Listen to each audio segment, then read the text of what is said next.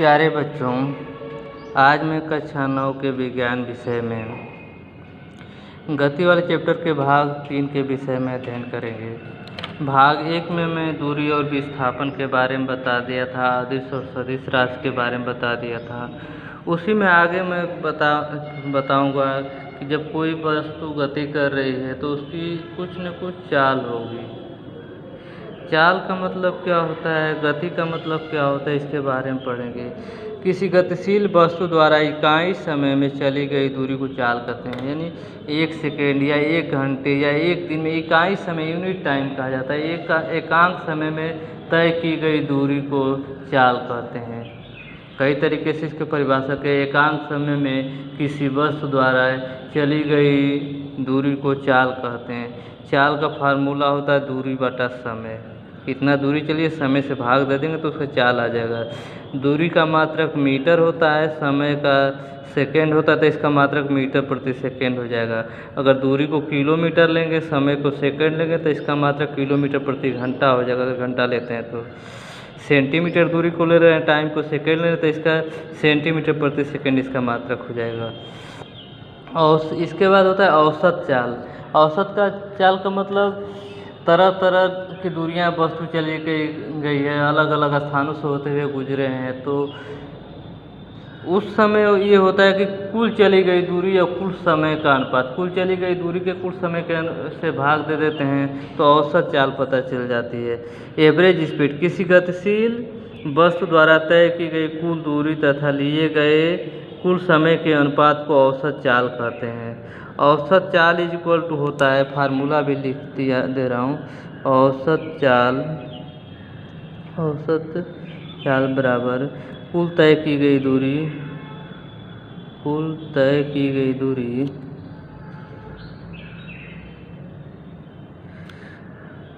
तय की गई दूरी बटा कुल समय पूरा कितना दूरी तय की है, पूरा कितना समय लगा है, कुल तय की गई दूरी तथा कुल लिए गए समय के अनुपात को औसत चाल कहते हैं। इसका मात्रक जो चाल का होता है मीटर प्रति सेकेंड, किलोमीटर प्रति घंटा, वही इसका भी मात्रक हो।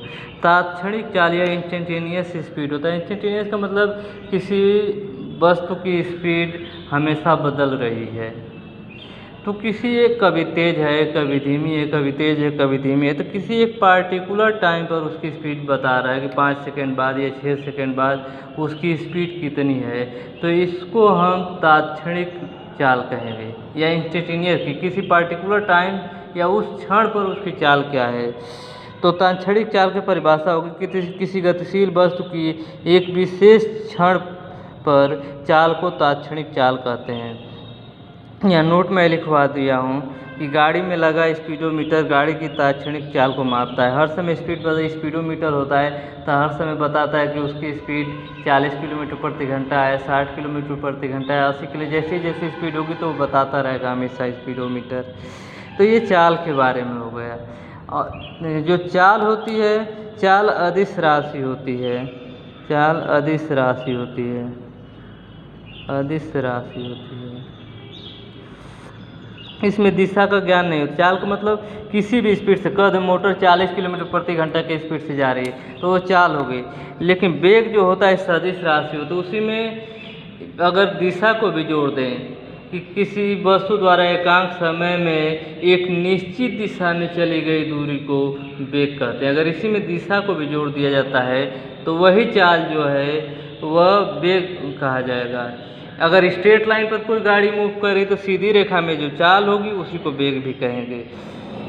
लेकिन निश्चित दिशा इस लगा दिया जाता है किसी गतिशील वस्तु द्वारा इकाई समय में तय किए गए विस्थापन को वेग कहते हैं, या किसी वस्तु द्वारा एकांक समय में एक निश्चित दिशा में तय की गई दूरी को वेग कहते हैं।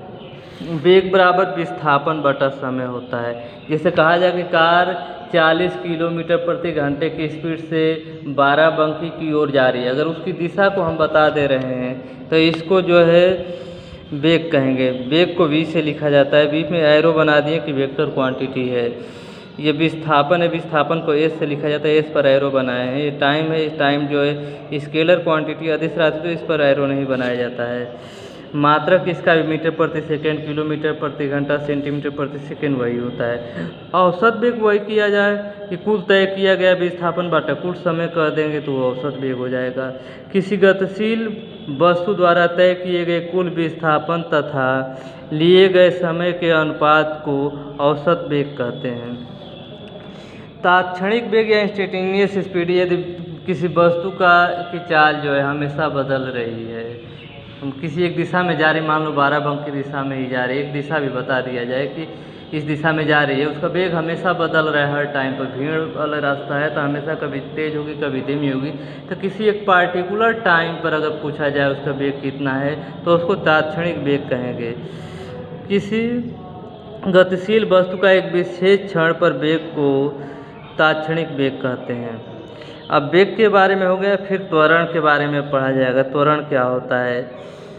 किसी गतिमान वस्तु के वेग परिवर्तन की दर को त्वरण कहते हैं। त्वरण बराबर होता है वेग परिवर्तन बटा समय अंतराल। वेग परिवर्तन का मतलब अंतिम वेग माइनस प्रारंभिक वेग, भी अंतिम वेग लिखा जाता है यू, प्रारंभिक वेग को यू से लिखा जाता है, अपन समय अंतराल। इसका मात्रक, वेग का मात्रक मीटर प्रति सेकंड होता है, फिर नीचे सेकंड लगाए तो मीटर प्रति सेकंड स्क्वायर हो जाएगा। यह भी सदिश राशि होती है।